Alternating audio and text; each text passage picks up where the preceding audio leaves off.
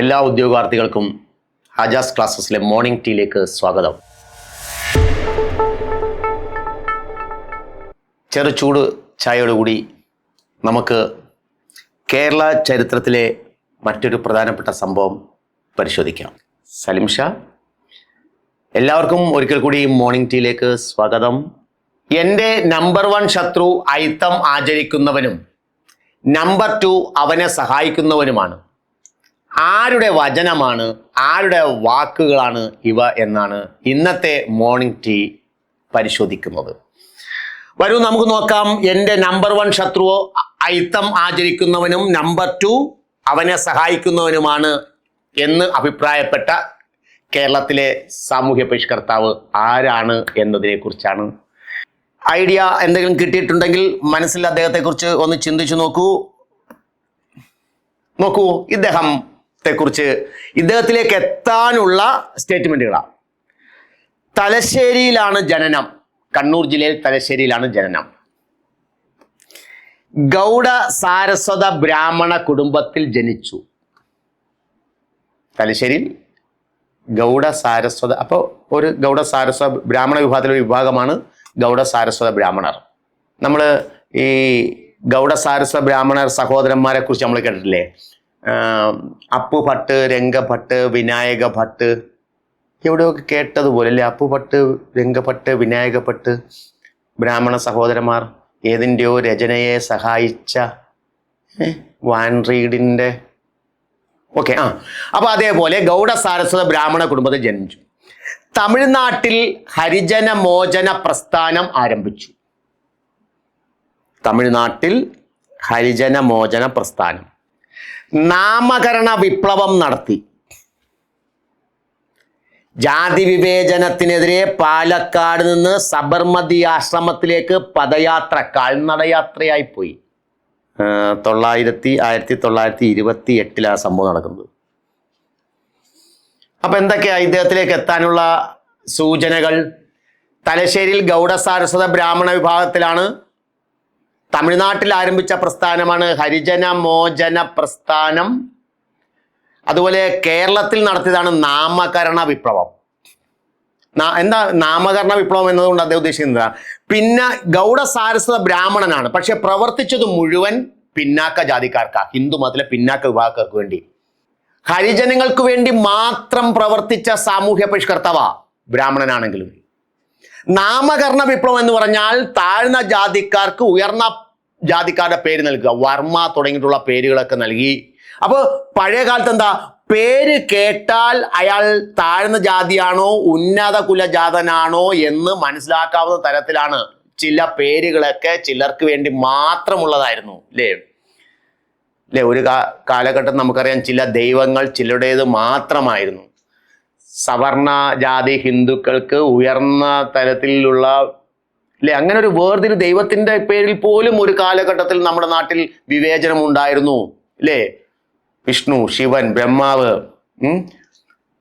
ഇങ്ങനെയുള്ള ഇവരൊക്കെ ഉയർന്ന തരത്തിലുള്ള ഒരു ധാരണ വളർത്തിയെടുത്തിരുന്നു. മാടൻ, മറുത, ഇതൊക്കെ താഴ്ന്ന ജാതിക്കാർ ആരാധിച്ചോണം. അപ്പൊ ദൈവത്തിന്റെ പേരിൽ പോലും ജാതി വിവേചനം ഉണ്ടായിരുന്ന ഒരു സംസ്ഥാനത്താ. അല്ലേ? അപ്പൊ ഇദ്ദേഹം എന്ത് ചെയ്തു? പേര് കേട്ടാൽ ജാതിയാണ്, ഏത് കുലമാണെന്ന് അറിയാതിരിക്കാൻ താഴ്ന്ന ജാതിക്കാർക്ക് ഉയർന്ന ജാതിക്കാരുടെ പേര് കൊടുത്തു. അതാണ് നാമകരണ വിപ്ലവം. ക്ലിയർ? തമിഴ്നാട്ടിൽ ഹരിജന മോചന പ്രസ്ഥാനത്തിന് രൂപം നൽകി. നമ്മൾ മുൻപ് ഒരാളെ പഠിച്ചു.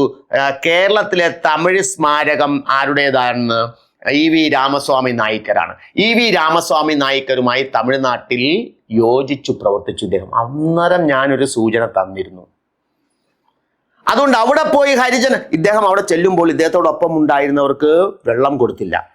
കൂടെ ഉണ്ടായിരുന്ന പിന്നാക്ക സമുദായക്കാരാണെന്ന് കണ്ട് അങ്ങനെയാണ് അദ്ദേഹം അവിടെ ഹരിജന മോചന പ്രസ്ഥാനം ആരംഭിക്കുന്നത്. ഈ മനുഷ്യൻ, നമ്മുടെ ഈ പറയുന്ന ബ്രാഹ്മണൻ. പിന്നെന്ത് ചെയ്തു? 1928 പാലക്കാട് നിന്ന് സബർമതി ആശ്രമത്തിലേക്ക് പദയാത്ര സംഘടിപ്പിച്ചു. സബർമതി ആശ്രമത്തിൽ ചെന്നു. ആശ്രമത്തിൽ കുറച്ചു കാലം താമസിച്ചു. അപ്പോൾ അവിടെ നോക്കുമ്പോൾ എന്താ, വിവിധ സമൂഹത്തിൽപ്പെട്ടവർ ഒരുമിച്ച് താമസിക്കുക. കൊച്ചു കൊച്ചു കൈത്തൊഴിൽ നൂൽപ്പും അടക്കമുള്ള കൊച്ചു കൊച്ചു കാര്യങ്ങളും കൃഷിയും കാര്യങ്ങളും ഒക്കെ ചെയ്ത് സന്യാസിമാരായിട്ടുള്ളവരുണ്ട്, സാധാരണ ജനങ്ങളുണ്ട്, പൗരപ്രമുഖരുണ്ട്, സ്വാതന്ത്ര്യ സമര സേനാനികളുണ്ട്. പോയി കണ്ടു. ഈ മനുഷ്യൻ തിരിച്ചു വന്നു. കേൾക്കണേ, ഈ ഗൗഡ സാരസ്വ ബ്രാഹ്മണപ്പെട്ട ഈ തലശ്ശേരിക്കാരൻ തിരിച്ച് സബർമതി ആശ്രമം തിരിച്ച് കേരളത്തിൽ നേരെ പോയത് എങ്ങോട്ടാണെന്ന് അറിയാമോ? ശിവഗിരിയിലേക്ക്, ശ്രീനാരായണ ഗുരുവിനെ കാണാൻ. എന്നാ 1928 കഥ. അപ്പോ 28 എന്ന കാലഘട്ടം എന്ന് പറഞ്ഞാൽ ശ്രീനാരായണ ഗുരുവിന്റെ അവസാന കാലം, ജീവിതാവസാന കാലഘട്ടമാ. ചൂടിക്കിടക്കുക, രോഗബാധിതനായി ഗുരു.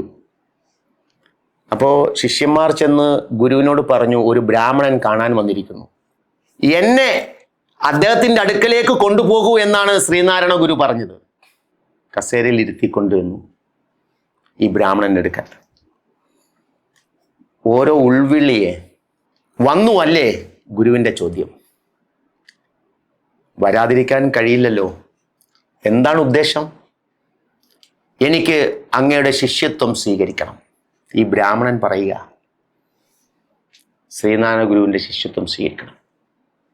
അങ്ങനെ ശ്രീനാരായണ ഗുരുവിൽ നിന്ന് 1928 ശിവഗിരിയിൽ വെച്ച് ശിഷ്യത്വം സ്വീകരിച്ചു. ഇത് നമ്മൾ PSCക്ക് വേണ്ടി പഠിച്ചിട്ടുണ്ട്, PSC ചോദിച്ചിട്ടുണ്ട്. ശ്രീനാരായണ ഗുരു നേരിട്ട് ശിഷ്യത്വം കൊടുത്ത അവസാന ശിഷ്യൻ. ഇപ്പൊ കിട്ടിക്കാണും കുറച്ച്. അപ്പൊ എല്ലാവരും ആലോചിക്കുക, ശ്രീനാരായണ ഗുരുവിന്റെ ആദ്യ ശിഷ്യൻ, ആദ്യ വിദേശ ശിഷ്യൻ അല്ലേ, അവസാനത്തെ ശിഷ്യൻ, അദ്ദേഹത്തിന്റെ പിൻഗാമി, ഇതെല്ലാം നമ്മൾ ഓർഡർ അനുസരിച്ച് ഇങ്ങനെ മനസ്സിലാക്കുക. അപ്പൊ അദ്ദേഹം നേരിട്ട് ശിഷ്യത്വം കൊടുത്ത അവസാനത്തെ ശിഷ്യൻ 1928 ജീവിതാവസാനം വരെ അയിത്തത്തിനെതിരെ പോരാടിയ ആളാണ്. ആളിനെ കുറച്ചുപേരെ കിട്ടി കാണും. ജീവിതാവസാനം വരെ അയിത്തത്തിനെതിരെ പോരാടിയ സാമൂഹ്യ പരിഷ്കർത്താവാ ഈ ബ്രാഹ്മണൻ. അതൊന്ന് ഓർത്തു വെച്ചോ, സംഭവമുണ്ട്. ഗുരുവായൂർ ക്ഷേത്രത്തിലെ ഊട്ടുപുരയിൽ അബ്രാഹ്മണർക്കും സദ്യ നൽകണമെന്ന് ആവശ്യപ്പെട്ടു. ഹരിജൻ വിദ്യാർത്ഥികൾക്കായി പയ്യന്നൂരിൽ ശ്രീനാരായണ വിദ്യാലയം ആരംഭിച്ചു 1931. ശ്രീനാരായണ വിദ്യാലയം 1933 പയ്യന്നൂർ ആണ് എന്ന് ഓർത്ത് വെച്ചേക്കാം. 1934 ശ്രീനാരായണ വിദ്യാലയം സന്ദർശിച്ചു ആര്? ഗാന്ധിജി. ഗാന്ധിജിയുടെ 4ാം കേരള സന്ദർശനം 34. ഗാന്ധിജി 5 തവണ, 34 4ാം തവണ. അങ്ങനെ ഗാന്ധിജി ആ ശ്രീനാരായണ വിദ്യാലയത്തിന്റെ മുറ്റത്ത് ഒരു മരം നട്ടു. അതാണ് ഗാന്ധിമാവ്. അതിന്റെ തൈകൾ പിന്നീട് പല ഭാഗത്തേക്കും കൊണ്ടുപോവുകയും ചെയ്തിട്ടുണ്ട്. ഇപ്പോഴും ഉണ്ട് സാധനം കേട്ടോ, ഗാന്ധിമാവ്. കണ്ണൂരുകാരുണ്ടെങ്കിൽ, പയ്യന്നൂർ സ്വദേശികളുണ്ടെങ്കിൽ, എന്നെ ശ്രവിക്കുന്ന, മോർണിംഗ് ടീ കാണുന്ന കേൾക്കുന്ന കണ്ണൂരുകാരുണ്ടെങ്കിൽ അവർ പോയി കണ്ടിട്ടുണ്ടാവാം, അല്ലെ പയ്യന്നൂർ സ്വദേശികൾക്ക് അറിയാമായിരിക്കാം. അപ്പൊ ഇവിടെ നോക്കൂ, ജീവിതാവസാനം വരെ അയിത്തത്തിനെതിരെ പോരാടിയ ആളാണ് ഈ ഗൗഡ സാരസ്വത ബ്രാഹ്മണൻ തലശ്ശേരിക്കാരൻ. പാലക്കാട് നിന്നും സബർമതി വരെ പദയാത്ര നടത്തിയ ആൾ 1928 ശിവഗിരിയിൽ ശാരദാമഠത്തിൽ വെച്ച് ശ്രീനാരായണ ഗുരുവിൽ നിന്നും നേരിട്ട് ശിഷ്യത്വം സ്വീകരിച്ചു. അങ്ങനെ ശ്രീനാരായണ ഗുരുവിന്റെ അവസാന ശിഷ്യൻ എന്ന പേരിൽ എത്തിച്ചേർന്ന ഈ മനുഷ്യൻ, ബ്രാഹ്മണൻ, ഗുരുവായൂർ ക്ഷേത്രത്തിലെ ഊട്ടുപുരയിൽ അബ്രാഹ്മണർക്ക് പ്രവേശനമില്ല. അപ്പൊ അബ്രാഹ്മണർക്കും ഊട്ടുപുരയിൽ സദ്യ കൊടുക്കണം. കയറിയിരുന്നു ഈ ബ്രാഹ്മണൻ, പൂണിലില്ല. അപ്പോ ഊട്ടുപുരയുടെ ചുമതലക്കാരൻ വന്നു. ഒരാൾ ഇരിക്കുന്നു, ജാതി ചോദിച്ചു, പറഞ്ഞില്ല. ബ്രാഹ്മണർ അല്ലാത്തവർ ഇരിക്കാൻ പാടില്ല എന്ന് പറഞ്ഞു. അബ്രാഹ്മണർക്കും ഭക്ഷണം കൊടുക്കണമെന്ന് ആവശ്യപ്പെട്ടു. അപ്പോൾ ഈ പുറത്തു പോകാൻ തയ്യാറാകാതിരുന്ന ഈ ബ്രാഹ്മണനെ പുറത്താക്കാൻ പോലീസ് ഓഫീസറെ വിളിച്ചു. പോലീസ് ഓഫീസർ വന്നു. പോലീസ് ഓഫീസർ വന്നപ്പോഴോ, ഈ പോലീസ് ഓഫീസർ കാസർഗോഡ് ജോലി ചെയ്യവേ അവിടെ വിവേചനം കാണിച്ചു എന്ന പേരിൽ അദ്ദേഹത്തിനെതിരെ കേസ് കൊടുത്തതാണ് ഈ ബ്രാഹ്മണൻ, ഈ നമ്മുടെ ഗൗഡ സാരസ്വത ബ്രാഹ്മണൻ. അങ്ങനെ അദ്ദേഹത്തിന് സ്ഥലം മാറി വന്നതാ ഇവിടെ പയ്യന്നൂരിൽ. നോക്കൂ, ആ പോലീസ് ഓഫീസർ ഇദ്ദേഹത്തെ പിടിച്ച് പുറത്താക്കി. ഇദ്ദേഹത്തിന്റെ മുണ്ട് വലിച്ചുരിഞ്ഞു, കയ്യിൽ കെട്ടി, പോലീസ് ഉദ്യോഗസ്ഥൻ കയ്യിൽ കെട്ടിയിട്ട് ശക്തിയായി തലക്കിടിച്ചു, മർദ്ദിച്ചു വീഴ്ത്തി. അങ്ങനെ രോഗബാധിതനായി ആക്രമണ വിധേയനായി കിടന്നു. അങ്ങനെ മരണം വരിച്ച ആളാണ് ഈ ഗൗഡ സാരസ്വത ബ്രാഹ്മണനായിട്ടുള്ളത്. അതുകൊണ്ടാണ് ഞാൻ പറഞ്ഞത്, ആ സെന്റൻസ് അവിടെ ഇട്ടത്, ജീവിതാവസാനം വരെ അയിത്തത്തിനെതിരെ പോരാടിയ ആൾ. ഹരിജൻ വിദ്യാർത്ഥികൾക്ക് പയ്യന്നൂരിൽ ശ്രീനാരായണ വിദ്യാലയം 1931 ആരംഭിച്ചു. 34 ശ്രീനാരായണ വിദ്യാലയം ഗാന്ധിജി സന്ദർശിക്കുന്നു. അദ്ദേഹം നട്ട മരമാണ് ഗാന്ധിമാവ്. ഈ മനുഷ്യനാരാണ്? തലശ്ശേരിക്കാരൻ. കിട്ടിയോ?